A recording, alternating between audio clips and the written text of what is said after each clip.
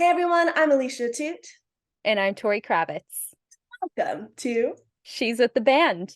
Hello, everybody. We are so excited today as this is the debut, the premiere episode of our brand new Not Fest podcast, She's with the Band. On this show, we are going to be having some incredible females on from not only the music industry, but we are going to dabble into others. And on this main episode, the very first one, we just want to let you know why we are the hosts for it, why we love this project, why we're so passionate about it, and what also brought us two together. Finally. Yeah, I know it's been a long time coming, but we'll get into that in a moment. But I think this is such a cool podcast for us to be doing because speaking for myself, I've done videos and talked about it in the past about why it's so important to spotlight women in the music industry. So this podcast is really just about showcasing the incredible talent that are out there, showing what women can do in the heavy music scene and beyond. Because I think that that is the best way to uplift each other and support our growth so that even more women can join in on this absolute revolution we've got going on. Right, Alicia? Absolutely. And I think one of the other things too, when we were discussing different concepts, and this was brought to me by Tori, I thought this is amazing because we have lived the last, 10 years of our lives at shows, especially within the music industry. And the amount of times that someone's looked at us and just been like, she's with the band, it's ridiculous. It's absolutely ridiculous. So I think it got to the point where we started to realize, okay, it's not just me individually who's been getting this. It's also Tori and all of these vocalists and roadies and publicists and people behind the scenes. So that was one of the reasons we said, hey, let's kickstart this and really put our all into it and make it something where we can spotlight these incredible individuals who always get that stigma of, oh, she's just with the band. Because there's so much more to people than just being a front woman or just being the person who's bringing out guitars or whatever it might be at the lowest that people kind of like to define people as. There's always more layers. Everyone's like a little onion. So it's been really fun for us to unravel a lot of those onions here on She's with the Band, including ourselves, which is what we're going to do Yeah. today. I know, absolutely. It's such, like you said, it's such a tongue-in-cheek name because she's with the band. That's something that for so long has had a negative connotation of, oh, she's with the band. She's just a groupie out there. But like we are working with the bands. Legitimately, we are with the band. There are And so buddies. this is our opportunity to kind of take back the power with that term in particular. And also, really spotlight how these people got to where they are, learning from their experiences and taking those things into like new experiences in the future, learning from all these amazing people that we've had the pleasure to meet and work with over the last decade in this industry together. No, that's absolutely it. And I think one of the craziest things is when it comes to even our journeys as individuals, we have had the wildest ride in terms of how we each got here. So, Yeah. just so you all know who is going to be speaking, whether you are watching us right now on your platforms or you are listening in your wonderful earphones, we just want to let you know who we really are and why we are so passionate about this project. So, Tori, would you like Yeah. to take this one away and just kind of give everyone a little bit of your story? Yeah, absolutely, dude. I mean, I think it's so amazing that both of our worlds are colliding because, as you'll see through this episode, there are so many parallels between Alicia and I. Um, Personally, for me speaking, similar to Alicia, I started on YouTube interviewing bands. Most people who would know me would know Rock Forever magazine, which was where I started in high school, interviewing all different kinds of names, primarily in rock music, covered Warped Tour for many years, you name it. Most people in the scene from the 2010s were probably on my YouTube channel, similar to Alicia, once again. Yep. And from there, I always was a huge fan of the Warped Tour pit blogs when the Vans Warped Tour was a thing. And through all of my experiences doing Rock Forever magazine, I was like, you know what? I could do this. And so lo and behold, Warped Tour 2015 rolls around and I got the job to be the pit reporter. Toured on the Vans Warped Tour for 4 years, doing daily video blogs, written blogs, social media, all that jazz. The hustle. And it was, I mean, and I think that in itself is such a cool experience to have bringing into this podcast because now I know what it's like to tour, be in a Yeah. bus, and be on the road, which is really just its own beast. And from there, I did stuff with Alternative Press Magazine for a hot minute, and now here I am with Knotfest. And in addition to that, also doing music PR. So I just have a plethora of industry experience, which has been such a blast. But this right here feels like one of the more meaningful projects that I've ever done because I've always been gravitated to the women in the music industry because there are just certain experiences that I've had that only another lady could understand, such as yourself, Alicia. So let's pass it on to you now. Tell us how you got here and what are we doing here together? Man, well, as you know, because I know that you're on that same wavelength, music is my life. I just have always been absolutely captivated by it, from being like bathed as a child to Prince and the Beatles by my parents to still having car trips with everyone screaming our lungs out. So I'm obsessed. But I started out interviewing bands when I was 17 years old. I pretty much just wanted to meet people without having to like fully pay for those expensive meet and greets. And I was like, oh, this is a cool way. Like I can kind of post things online and do this. But the way that I really fell into it was I was just at a gig where I had this little shitty camera, and my dad was like, why don't you go ask that band a couple of questions? And we'll get into that band later on. But and I was like, oh, don't make me do it. And I did. And I called them my little 2Q video interviews and posted it on a random YouTube channel I started up called A Music Blog, yeah, or later known as Ambi. And from there, people just for some reason were interested. They started watching the interviews and enjoying them. And I'm freaking out thinking, what's happening? Like, this was just supposed to be a way for me to meet my idols. What's going on? So then when I started getting that bigger following on YouTube, of course, that comes with working with bigger companies, getting those bigger interviews. We are so grateful to land over the years. And it was all DIY and solo at that point, you know, other than my parents driving me around to events at that point. I know Tori too, your mom used Yeah. to film your interviews. So it's like another parallel we discovered. So crazy because my dad filmed mine. And then wrestling fell into my lap once the music stuff started to pick up. Then I was working huge shows and pay-per-views. And then that kind of worked to work in conventions and modeling and brands. And now here with Knotfest for pretty much a year and a half now, which is crazy. It's been such an amazing adventure. So I think the biggest reason why this project feels so important is, one, because we're finally together, which is insane. It only took us a Yeah. decade to meet, but we are here.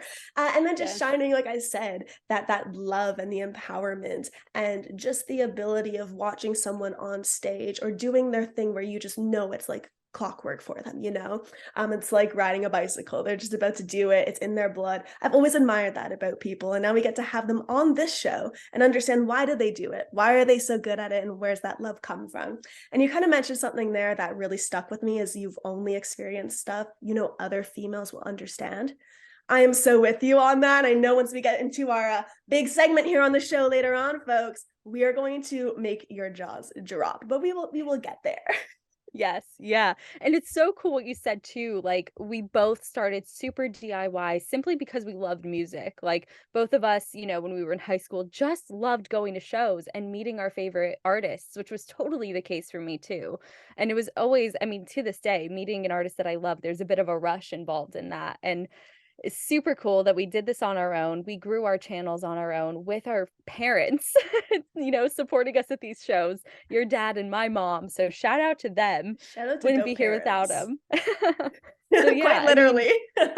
quite literally. I mean, the parallels between the two of us are endless. And so when I came into Knotfest just recently, and we both realized we had been watching each other on YouTube this entire time as well. Yeah. Like, we were both watching each other being like, wow, she's so good at what she does. But we had never really spoken until Knotfest came into the picture as well.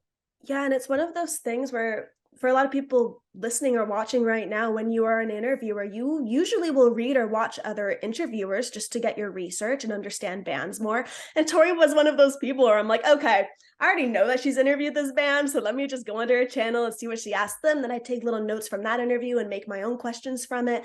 And realizing that she would do the same thing with my videos just blew my mind when we first started talking. So it I just all know. kind of made sense when these forces were joined and this show came about for us. But yeah, it was absolutely wild realizing that for the last 10 years, we've kind of eluded one another, but we were so aware of one another as well.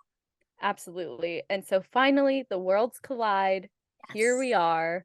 And so, in getting to know each other's backgrounds a little bit, I would also love to know, both of us have done hundreds and hundreds of interviews. Like, Yeah. I couldn't even count them, I think. And same for you. So let's take it back. Tell me your first interview ever, or what that experience was like.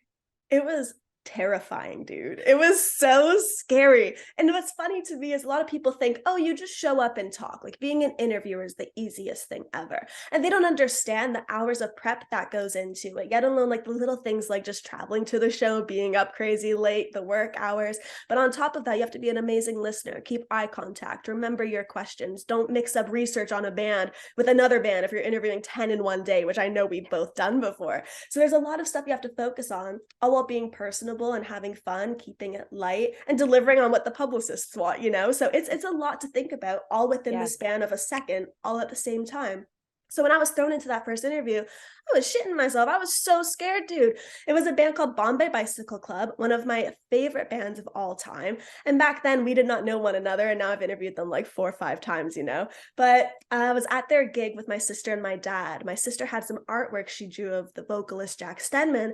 I was like, wouldn't it be so cool if we could get this signed for her? So we waited at the side gate, like any massive music lover does, right? You know, the fangirls.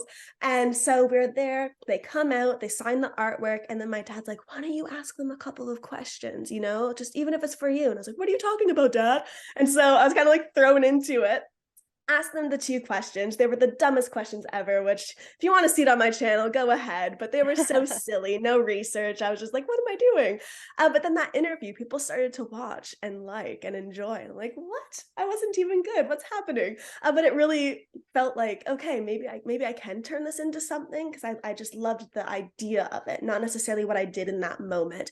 But then within that same week, I interviewed Two Door Cinema Club, Block Party, Temper Trap were in town. So it was kind of this wild thing where it's like, all right, maybe I just keep doing this. And one thing obviously led to another. And I started finding my footing and doing the research and putting the time in and the work, because it went from just a hobby to, hey, maybe I can turn this into something, because there aren't many females doing this, yet alone people who have the passion put behind it and can actually do it decently. Let's just be honest here, you know?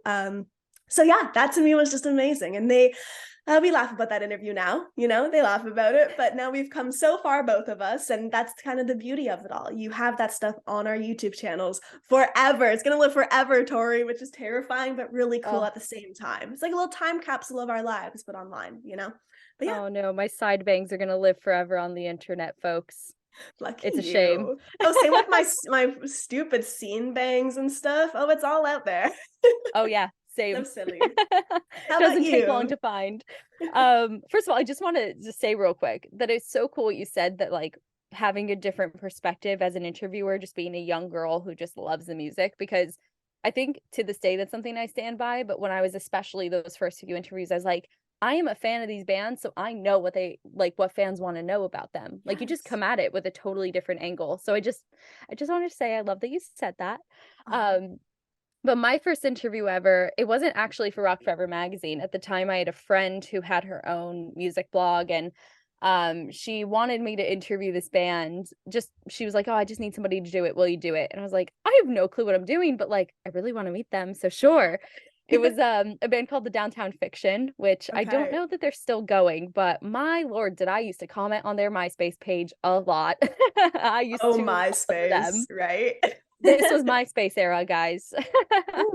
Mm, But yeah, I did that interview. It was at the Bamboozle Roadshow in, I believe it was Tampa, Florida.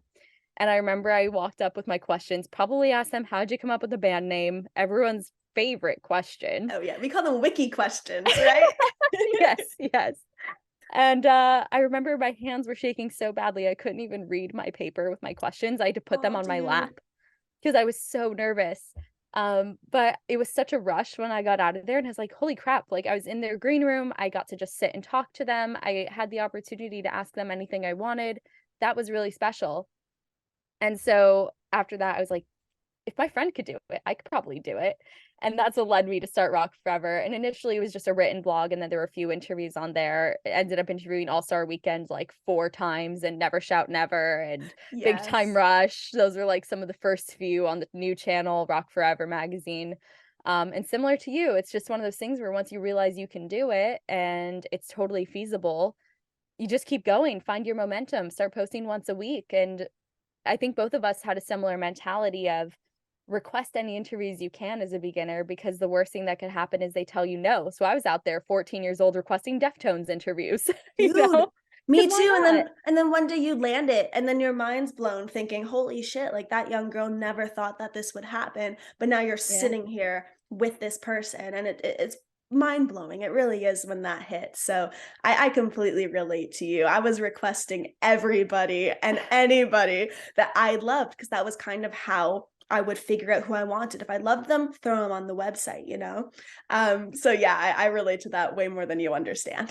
Yeah, dude. And so since we were both mega ambitious, I mean, not only early in our career, but up until now, what was like the biggest interview you've ever done that made you have that like pinch me, I can't believe I'm sitting next to this person moment? Yeah, there have been a couple throughout time, and I was thinking to myself going into this, I had a feeling we're going to talk about our biggest interview simply so not only do the listeners realize this is kind of why we feel like we have such a voice in this space, but also in my mind, I'm like, how do you go about this without sounding egotistical? But I'm so proud of the shit we've done, you know? So let's just rip them off. For me, Yeah, Metallica changed everything. When I went dude. into that interview, I was shaken all over, thinking, you cannot mess this up. It's only one of the biggest bands in the world. And it was a wonderful interview. And that made people really start to take me seriously as a young female interviewing a metal band. You know how the stigma can be for stuff like that. Then I also interviewed Motorhead. I've had Yoko Ono on. Dua Lipa was fantastic. To your Greta Van Fleet, Gerard Way from My Chemical Romance, 21 Pilots, Ghost. Like I've had Corey from Slipknot on even before I was with Knotfest, you know, which is so strange to think about. Now we are here working for him, but those were some of my favorites over time. And of course, I am now in the world of wrestling as well, so that's a whole other list. But you just think back on some of those names and how unattainable they were when you first started. And that's another reason I really wanted to start this podcast with you, Tori, because we have had those no's and those rejections and wanted to quit more times I would like to admit throughout this journey, but we stuck with it. And now we have a show together, two females who have idolized each other for so long, and this brought us together. And I think that's really dope. So very grateful to all of those bands who gave me a shot. And now I just can't wait to hear your list because I know you have done some amazing stuff over the years.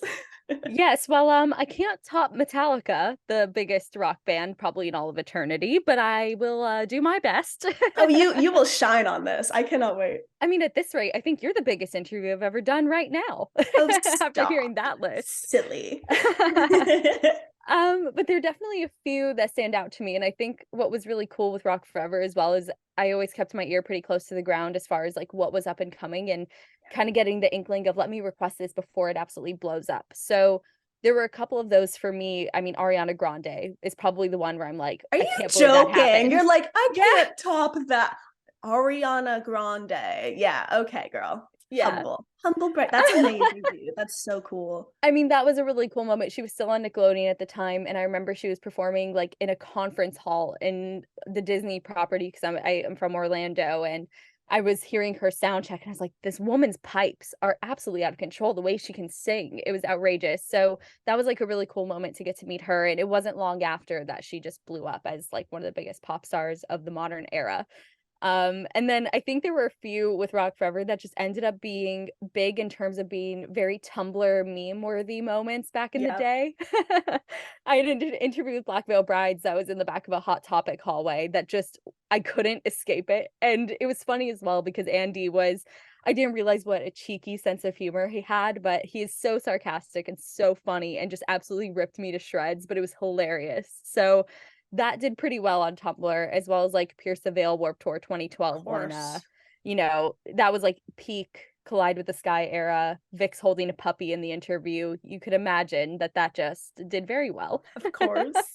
And then like once I was on Warp Tour as well, that opened up a lot of new doors for other kinds of interviews. Like I remember Jerry Only from the Misfits was at Warp Tour and not even to perform or anything like that. He was just there to scope out new music, just supporting some of the younger bands that were That's there. cool. And so I literally ran into him in the crowd. It was like, can I please have you in my pit vlog today? This is outrageous. And he very kindly agreed. And a similar thing actually happened with Hayley Williams at Nashville Warp Tour. She was there with her You brand Good bish. Die You had Young. Haley Williams. I love it. I mean, look, shout out to Hayley Williams if she wants to join us again. Haley, because we would love you on She's with the Band. But that was also probably one of the most surreal moments for me because growing up a scene kid, who wouldn't absolutely lose their mind in the Of presence of Hayley course. Williams.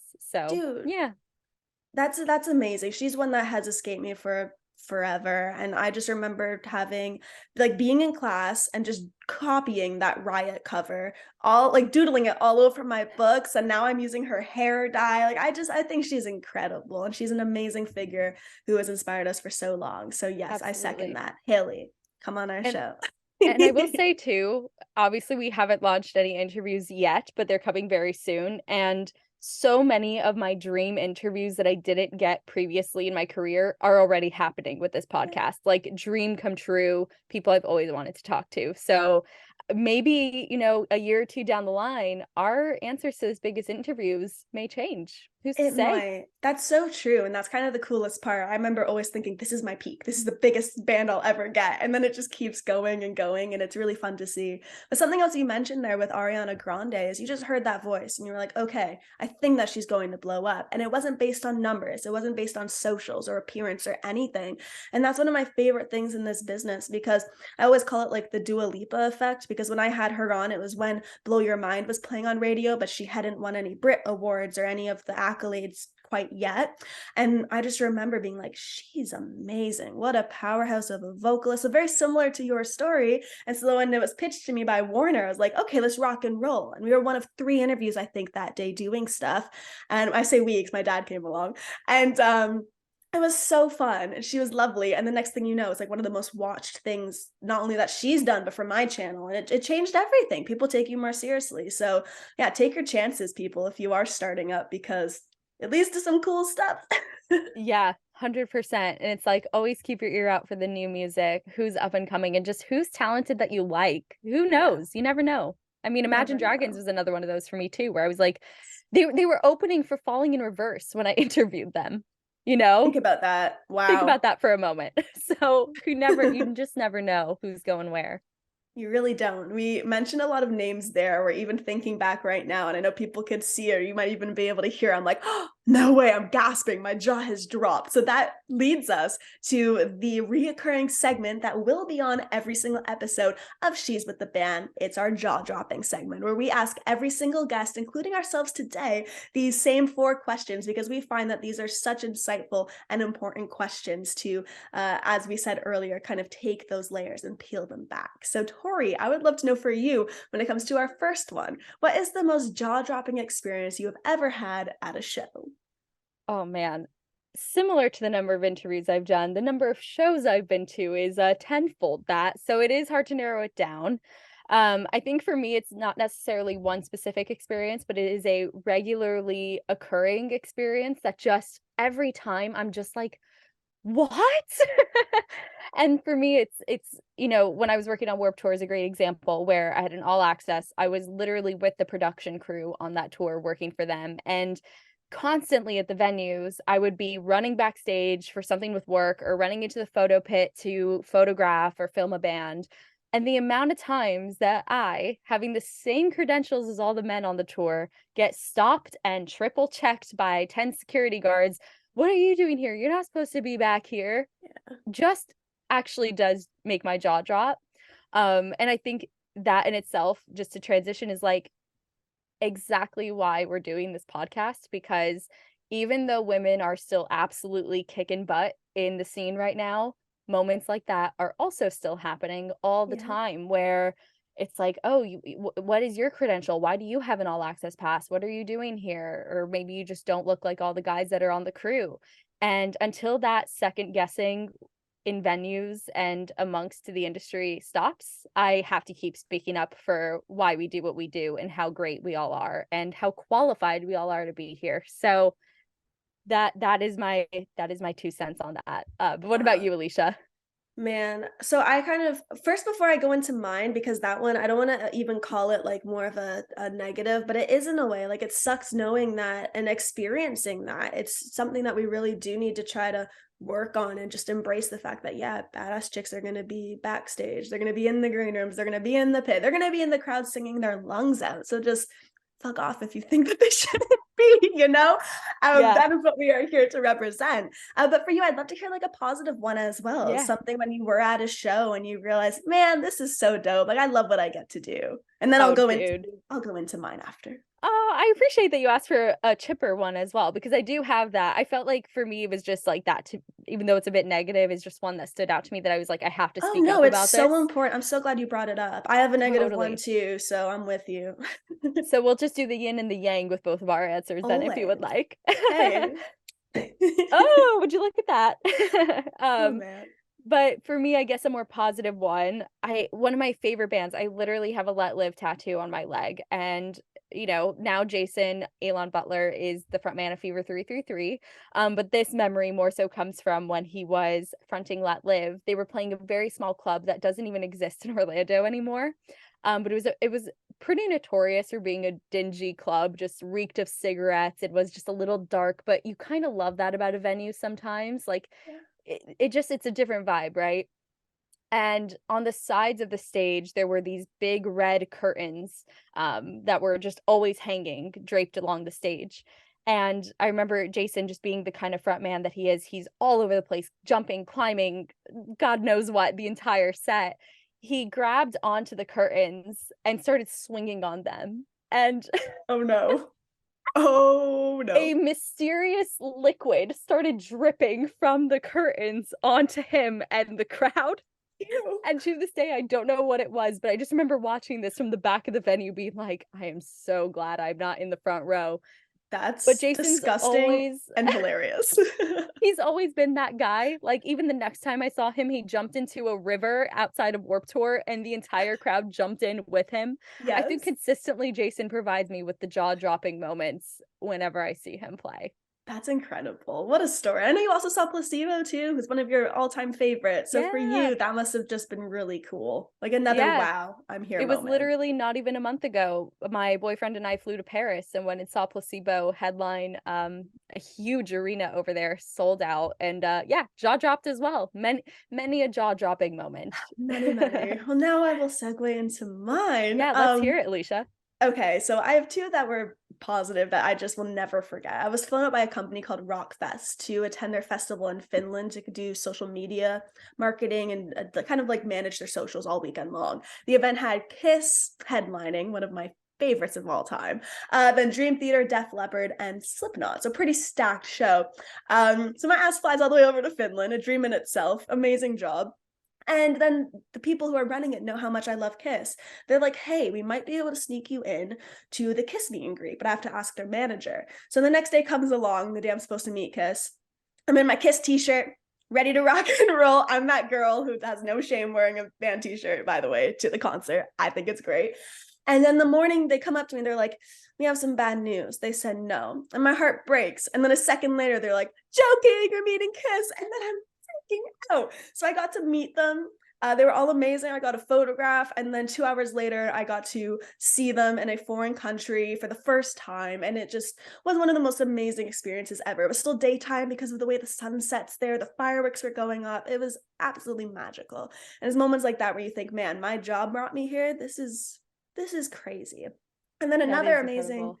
dude, it was wild. And then another moment that really made me open my eyes to kind of where things have gone and how things have taken me, or where things have rather, is when I was at the first Palais Royale show interviewing them, who I know our boys we both adore. Yes. But I was interviewing them for the first time. Interview was great. And then I stuck around for the show afterwards, as we usually try to, right?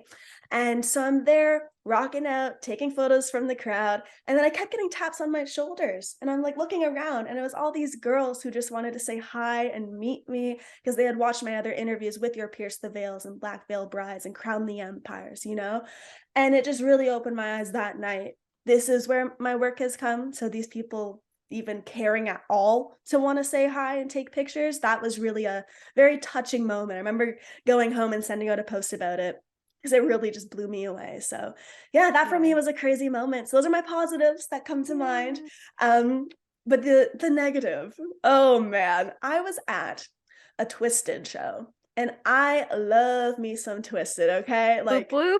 yes, so fantastic. And such a fun, energetic live band, so funny. And So then I good. remember I was in the crowd just watching, And then I felt a huge just right on my ass, bro. Oh, Right on it.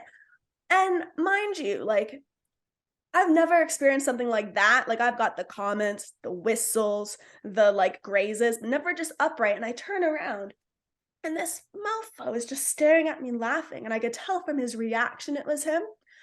And when I get angry, it's something else, you know. Like my eyebrows go even crazier. I look like I'm about to come at you.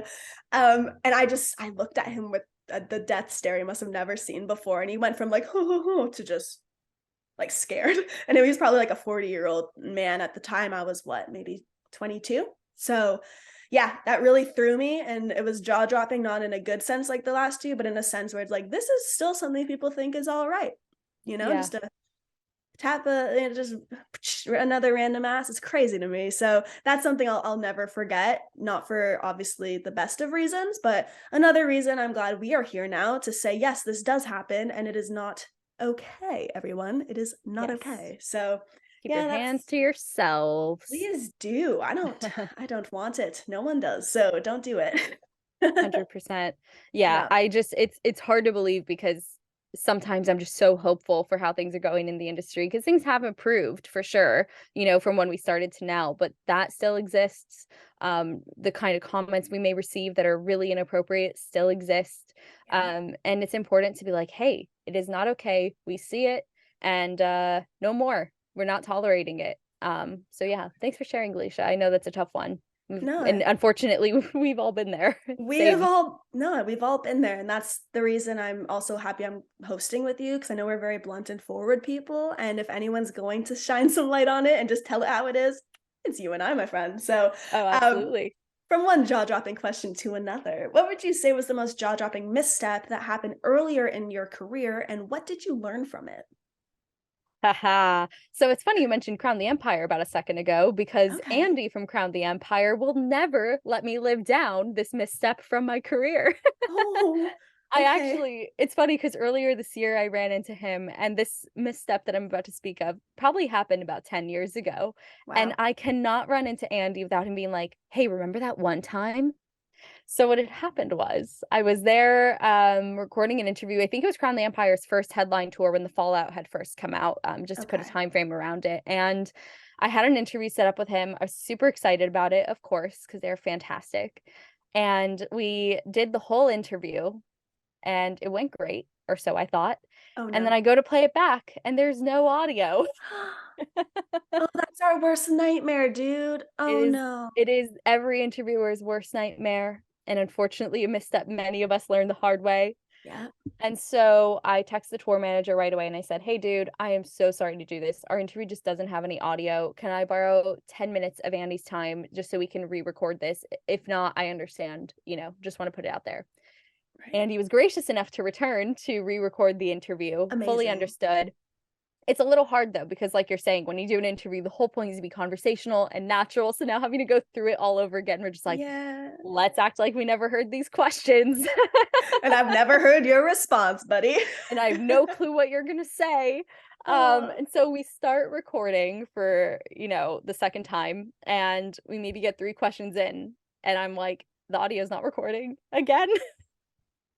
oh man. Yeah, dude. My heart's breaking for you right now, because I've It's been in that moment where like your tripod leg doesn't want to stick properly, or your light's not flicking on, or the button should yeah. be red, but it's not. Like you go into Uh panic mode because you have all these eyes on you, from the managers to publicists sometimes on site, to the bands that you don't want to look silly in front of. And it just, I've been there. I have. yes, And it's so hard, but you recovered like a champ. And he also handled it the he best did. anyone you could ask for, right? So Yep, and round 3 is a charm, and then we got it. So if you go on Rock Forever magazine, you'll find the 3rd take of that interview.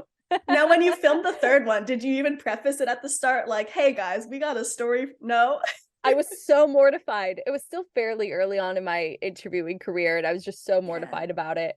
And believe it or not, that did happen one more time when I was recording interviews for Warped Tour. I wanna say it was 2014. I wasn't on the tour or anything, I was just there for a press day, and none of the interviews had audio, just none of them. So I actually flew to Texas and did another press day at Warped Tour after that. So That is commitment, and I love you for commitment to the that. bit, but it never Yes. happened again. Just my lesson from that would be check your audio, do Check a it. test recording before you start the interview. Yeah, really. Yeah. You know what the beauty of that though, and the like even a different lesson and kind of mindset to take away is back then we're in panic mode. And I know if that happened now, we would just be laughing and we would have Yeah. started the video saying, like, you guys will have no idea what we just went through to get here. But like that's kind of the wonderful thing of seeing that growth and having those missteps because you learn and you don't make that mistake, for some again or things that'll happen frequently. So kudos for Yeah. you for handling it like that. Oh man. Thanks, dude. I mean, at the end of the day, us interviewers in our own right, we are performers as well. Even, one of our upcoming guests had mentioned the same way she's great at guitar and it's a practice and it's something you learn over time. Interviewing is too. And we've Yes. both become so great at it. So, Alicia, through your practice and experience as an interviewer, what has been your most jaw-dropping misstep? This is a very embarrassing story. Okay. I don't think I've shared this publicly, or maybe once a long time ago. So there's a band called CSS. Such a cool techno band, like techno rock. I believe they're Brazilian, just really dope. And so I had them on my show, one of my first like bigger interviews in terms of how like their size to what I was doing at first, those indie bands. So there are two girls in the band who have always looked very similar, and I'm guessing you can tell where this is going. They're related. And so I sit down with one, do my intro, and I get past her name, and she just looks at me and she goes, in broken English, I thought I did something wrong because at first I was having a hard time understand. She was having a hard time understand me. We don't speak each other's main languages. And so she just goes, Anna. And I'm like, what? No, what? And then she's like, in the middle of us filming, Anna. And I'm like, oh, I just called you the wrong name. I am so sorry. Oh, And then I literally had to reset, start filming again, call her Anna. And then we all laughed about it, of course. But I wanted to run out of that room, dude, and never see anybody ever again that was there. It was terrifying. And ever since then, whether it's band names, whether it's people's names, whether it's faces to names, I go in there and I know every single person in that room to a T because I just never wanted to make that mistake again. And luckily, I never have, but my heart sunk because by no means was my intent to mix anyone up. I also just think I got jumbled because I knew everyone in the band's names, but then I just sat and was like, I didn't even think about what name I was saying. So big learning curve there and big embarrassment in my career. So that was fun. yeah, that is definitely something that is kind of every interviewer's worst nightmare, but it is a rite of passage, isn't it? It was bad. Well, the amount of times that I know we've done research and you've heard like with the band like Palais Royale and how many times people mess that name up and it is one of the easier ones. So it's Mhm. like it happens, but I felt terrible. I felt so bad. But it happens, it happened, and I learned and never made the mistake again. So voila. 100%. And voila. And let's see our next jaw-dropping, most jaw-dropping female artist that you would love to work with. Is it Anna? Just kidding. Oh, that was sassy. Okay. Would you like to take the lead since I just answered? I Or mean, I shall can I if you'd go like. for it? I would just got excited to hear yours, but I'll let the audience have a little suspense. How about that? Okay. Oh, let's do it. But there are two for me. I think the first one, like when I thought about the answer to this question, for me, I think about female artists that just as a younger version of myself that I really looked up to and admire. And I think one of them for me is Taylor Momsen from the Pretty Reckless. She's Yes. very close to me in age. And so when she was on the come up when she was 16 years old, I was also 16. And so I really looked at her as just like how incredible is it that she's on stage in this badass lingerie and stilettos, and what a voice she has. That first album, Light Me Up, was just so revolutionary to me and in my teen rebellion as she was also in it. So as she has grown up into the young adult that she is now, I've continued to resonate with her music so much. So I really, really, I mean, would love to interview Taylor Momsen, which has yet to happen. But hello, also a shout out to She's with the Band if Taylor would like to join us. And my other option, which I feel like is a bit of a stretch for Knotfest, but let's just throw it in the universe anyway, because she has dated a good Charlotte member, would be Hilary Duff. I did not see that coming. Okay. Surprise. Wow. She was my idol when I was a kid. And even, we were talking about getting press credentials to meet your idols when you were a kid. I got press credentials, photo passes to photograph for a book signing in 2010 when I first started Rock Forever. And I remember I had my camera in front of my face and I was with like a bunch of newspaper reporters and like, older men and then me. And as soon as she walked out, I like teared up a little and I had to leave the photo area. I was like, I gotta go. I'm just too excited to be here. Oh, Um, so just one of those where I just think she's fantastic. And I think deep down she's got a bit of a rock and roll edge in her. yeah. I mean, who doesn't What love about that you? banger? She had the "Let the rain fall down." That was her, right? Such a tune. It's a hit. Guys, it is. Tori had told me that story before when we first met, and when she told me it resonated the same way because the amount of times we found ourselves in rooms being the only chick in the room, and everyone looking at Yeah. us like, "You're here?" I resonate hard. So yeah, those are really cool picks though. And it's funny because mine kind of lean as a little surprise too for like the not fest genre, I guess, because neither of them are very hard. But hey, these are two badass chicks. So I really had no idea where to take this because there's such a lush, huge pool of amazing people to choose from. And we've been so fortunate too to be able to actually work with a lot of them.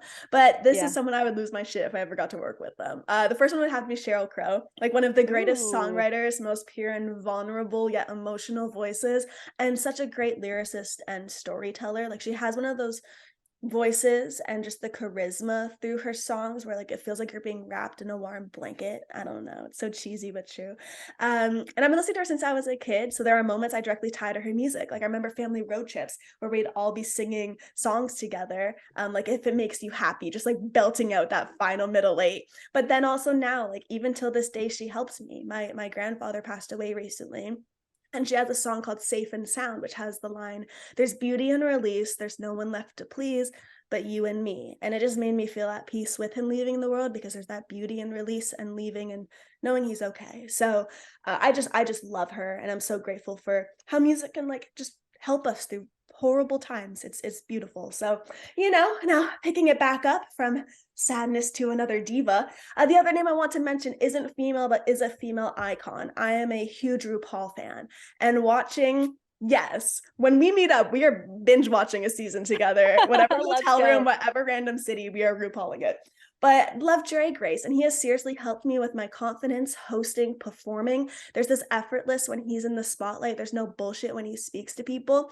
And seeing him command that stage has helped me so much, especially when it comes to hosting and being in wrestling, where you walk through that curtain and you're like, I'm the shit. Like, let's go, let's rock and roll. And because of RuPaul, boom chicka boom, he's the reason I got there. So having something to do with him would just be the dream. So yeah. Love that. Another little shout out though would be like a dream would be Linda Ronstadt, Carole King, Joni Mitchell, and Carly Simon. Like if that were possible, oh my gosh, like what a room. Oh, Strong list, dude. Strong list. I thought about it a Let's lot. That was speak them hard. into existence. Yes, let's go. Maybe we can be on the like RuPaul family resemblance episode where they make us over into drag queens. I think it would be great. Just saying. I'm on board. Let's do it. Oh man, wild. Well now it's our last one, sadly, Oh. but it's the most jaw-dropping misconception about you that you wish people understood. I know there's been a lot for us over the years, so what would you say are some of your biggest ones? Yeah. Well, you know what, guys? I have something to get off my chest. And I think Alicia is gonna fully understand, has also experienced this.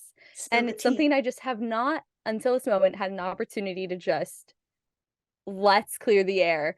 Because as a female reporter, interviewer, whatever you would like to call me, especially in the public eye on YouTube, comments are a thing and we get lots of them. And Yeah. um, I think it's a good sign that we're doing a good job at what we do when we are extremely personable and friendly. And by the end of the interview, you feel like that I am friends with the people that I'm interviewing. I think that is ultimately the goal, is just to have a wonderful conversation with someone. That's what an interview is at the end of the day.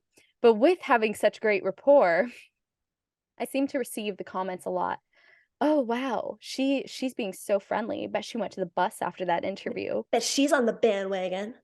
Bet they hooked up after that interview. And Uh-huh. guys, I have never hooked up with anyone that I've interviewed at all on the premises of that interview. It's just not a thing. Yeah. It is not the reason I have rapport with anyone that I interview. It is solely because I go into it knowing my shit. I am friendly and I care about what I do and I love music. So putting that to rest. I do not sleep with my guests. And it's just to me, it's just a really immature comment, because to think that that's the level we have to stoop to be Yeah. where we are, What the it's just hell? not true. And I know that almost any woman in the industry that I worked with would say the exact same thing. So I would just like to put that stigma to rest. Huge misconception. And to this day, I still get those comments. So cut it out. Same, What about you, same. Alicia? You've No, definitely gotten those too, haven't you? yeah, and it's so bothersome because sometimes I'll be sitting beside someone who I feel like is my brother, like, and just because I Totally. can be charming with someone doesn't mean it's ever in a flirtatious way. Like, we both have this lust for life where we love learning about people, and just because I'm like this listening to you right now doesn't mean that I want to bang someone, you know? So there's a big difference in that. So I love the fact that that is yours, because I was going to speak on it, but you've covered it. So just thank you. Dude, I um got you. I think for me personally, there are two little things I would love to clear up. I think some people go to my profile, see that I do some of the modeling stuff, and they just kind of have this assumption like, oh, she's some bimbo who just doesn't know anything. And then they look at my resume from the last decade, the names I've worked with, the companies that have hired me, and they realize that there's more than what meets the eye. But I just don't understand why you have to go through that research period to understand that. So that's always bothered me quite a bit. And the other thing, which kind of ties in a little bit, is I dress all over the place. I love the 70s and I'm obsessed with that style and nostalgia, but I also love rock and roll and heavy metal. So some people look at me in like a floral dress and go-go boots and think, what do you know about heavy music? And then I school their asses and then they feel stupid. But it's one of Yes. those things where I remember walking into some of my first metal interviews and the band's even looking like, okay. And then they gave me a shot, and two questions in, they were talking and saying things they've never told anyone before. And then afterwards, they're like, you were great. So that's one of, I think, the biggest things too. Is just because I sometimes look like a little hippie doesn't mean I don't know my shit about other genres. So get it straight. Yeah. I'm so glad you said that too, because I think even to this day, that's a bit of an identity crisis that not only we have, but even musicians may have, of how they should be dressing or what they should be looking like, and if it has to Totally. look metal for them to be metal. And I even remember not long ago, I was at a festival wearing pink eyeshadow and I was in the crowd for Tool, and someone came up to me saying that I didn't look like a Tool fan. And then I, Yeah. like you said, schooled their ass. So Mm-hmm. it's such a misconception. I'm so glad you brought that up, you know, Yeah, and it's needed to strange be because said. as two girls who absolutely love fashion, and I know you adore makeup, I'm getting more and more into makeup. It's one of those things too, where it's like, see me for more than exactly how I appear. Because it's just like with anyone, it's not just us who love heavy metal. It could be someone who's super femme but loves sports or whatever the misconception is. So I'm so over it, but I also love proving people wrong because I'm a spiteful human being. So that's fun too. And there's just another thing we have in common, my friend. Right? We have worked so hard to get here, and every single no that was thrown our way, we're like, not this time. And that's something I've always very much idolized about you and just loved. So tying it all together, since we have answered all the jaw-dropping questions, it's very cool to be here on She's with the Band with you, Tori. It's very neat to see our careers finally come together. Being here with Knotfest is wild. What an experience. I know for the Incredible. It really is. I know for the future, like Tori said earlier, we have already lined up so many powerful, incredible guests for this show. So please stay tuned because there's a lot coming your way. Absolutely. I mean, I am just so buzzing about what we have going on with this series already, and none of it has even come out yet. But I wait know. until you see some really incredible interviews coming your way. Not and like Alicia said, not just the musicians and the front women, and also we're wanting to dive in a little bit into the industry side of things. So we're hoping to get on, publicists, maybe some tour managers, maybe some merchandise managers, because not only is the front what you see of the music industry being absolutely dominated by women right now, but I guarantee you a lot of your favorite tours and a lot of your favorite business aspects of what is going on behind the scenes are also heavily run by women, and they deserve the spotlight as well. So that's our goal with this series, is all around just to celebrate us. Yeah, I think it's gonna kind of be like us beckoning back what we did when we were younger. We're gonna be interviewing these gigantic names and then names that we really just feel like will be gigantic. So it's very cool to Yes. see how full circle things are coming and how full circle they have been. So To everyone listening and watching, please stay tuned for more. We are going to be airing every single week on Knotfest, and if you would like more, you can hit up knotfest.com. She's with the Band is also available on all streaming platforms, so whether you would like to watch our faces on YouTube or simply listen on Spotify, feel free to do it because there's going to be a lot coming your way. But that's all for today. I feel like this was wild. We have our first show, Tori. I know. Congrats, Oh, Alicia. We did it, dude. congratulations. And thank you so much to everybody for listening. It is just such a joy to have you along for the ride. And this wouldn't be possible without everybody listening. And if you also want to follow us on socials, I'm at Tori Kravitz, at Alicia Atout. We also have a Tori and Alicia Instagram and Twitter page for all things She's with the Band. And we're really, really excited to have you on board with us. That's all for And today, that's a wrap. everyone. Thank you so much for listening to She's with the Band. We will see you next time. Bye, everyone. Catch you later.